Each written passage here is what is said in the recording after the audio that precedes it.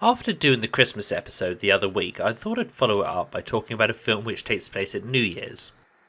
The problem is there's less of them about than you might think. But I was reminded of this movie, which everyone, including Quentin Tarantino, seems to have forgotten about.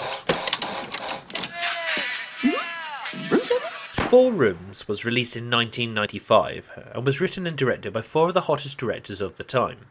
Allison Anders, Alexandre Rockwell, Robert Rodriguez, and the aforementioned Quentin Tarantino. What do you say? Oh, thank you, sir. No, not thank you. What do you say about the tasty beverage? Oh, it's very good. Fucking good, Ted. Do you have a Fucking light? good. Let's try it again, shall we? So, Ted, light? what do you think about that tasty beverage? It's fucking good, sir. It's fucking crystal. Yes. Everything else is piss. Together, these directors, who were all riding high on previous successes, decided to make a film, each taking control of 25% of the production, and shooting on a single location, a hotel. Now, Lisa, you want to get a tip? Hold your hand out. That's right. Now, smile. Just smile. Give me a smile. Now, if the cocksucker doesn't pay you, you say to yourself, fuck you, Jack. You know what I mean? You never miss. But Four Rooms plays its hand slightly differently, because all the stories are connected. Alexandre Rockwell's story happens at the same time as Robert Rodriguez's, with a phone call linking the two rooms. And the character of Angela appears both in the second and last story. And of course Tim Roth's bellboy, Ted, appears throughout, what makes it feel more like a complete story, albeit an episodic one. Hello. I'm looking for the room for making love. All right, you must mean the honeymoon suite. Well, it's straight that way, can't miss it. I know where it is. I just wanted you to know that I know where I'm going, so you needn't bother with me. No problem. Where's your luggage? I travel light. So let's look at each story individually. First up is The Missing Ingredient, directed by Allison Anders. This story is about a coven of witches meeting in the honeymoon suite to perform a ritual which will reverse a spell cast on the goddess Diana. But alas, they are missing one vital ingredient, that being sperm. So one of the witches is given the task of retrieving it from Ted the bellhop. Shut up, you little shit! Hey, don't talk to her that way. Out of the four stories, this one feels the most compromised. According to the ever so brief interview in this book, the first assembly of the film ran 2.5 hours, so somewhere in editing an hour was cut out. The published version of the script shows a few alterations and a changed ending, so it must have been restructured somewhere in the edit. As a result, this is the weakest quarter of the movie, possibly setting the viewer off on the wrong foot. I'll get some help. I tie a pretty good knot, don't I, Ted? The second story is directed by Alexandre Rockwell and is titled The Wrong Man. Due to a mistake from a room service request, Ted finds himself in the wrong room and in the middle of what looks to be a hostage situation, but might be a kinky sex game. The story is played for laughs rather than tension, and I have to admit it did get a few laughs from me, though the internal logic motivating the characters never quite clicked. I think this story was the other one which was trimmed significantly in the editing, causing a couple of continuity errors, which required Ted to be in two places at once, when put alongside the following story, which is meant to be happening at the same time.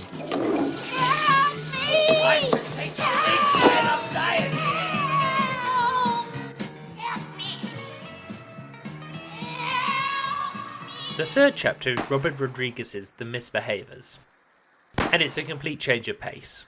This is a neo-slapstick that doesn't waste a second. Ted the bellhop has been left in charge of two children whilst their parents go to a New Year's Eve party.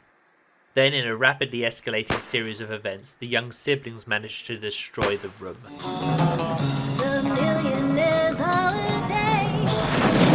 I don't want to reveal too much about this segment, as it's a perfect little standalone story, and it's incredibly funny. Did they misbehave?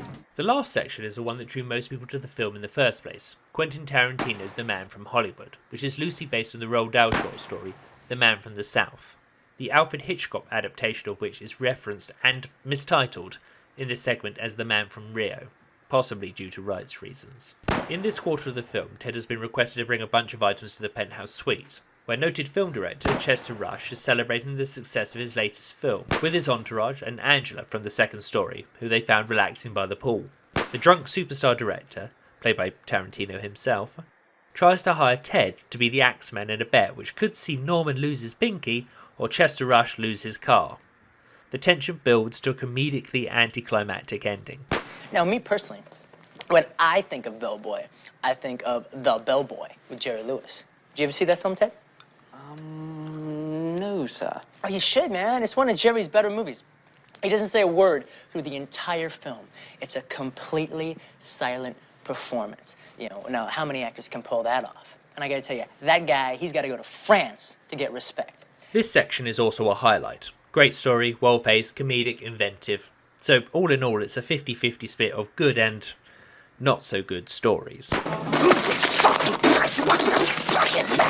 Tim Roth is not really known for his comedic work, but he pulls off the cartoonishly over-top character of Ted rather well.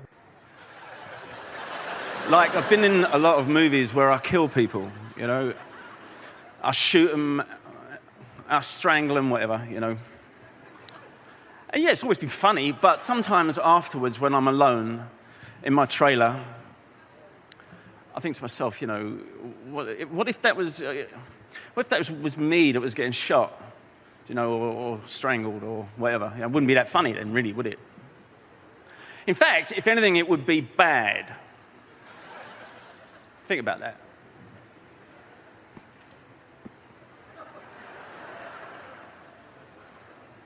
No, really, think about that.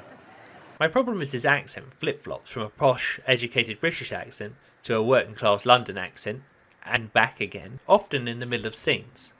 I'm not sure if this is to show that his character has a work voice, which he affects for the customers, or he just does voices to emphasise what he's saying. Hello, Betty. What's the problem? I haven't got a problem. I've got fucking problems. Plural. Want to hear? Quentin Tarantino also got criticised, rather unfairly, for his performance. I think largely because he was the golden boy of cinema at the time, and people were desperate to find something he wasn't brilliant at. As no one can deny, he's an exceptional writer and a talented director, but he's a good actor. Fine by most people's standards, but it is his third best skill.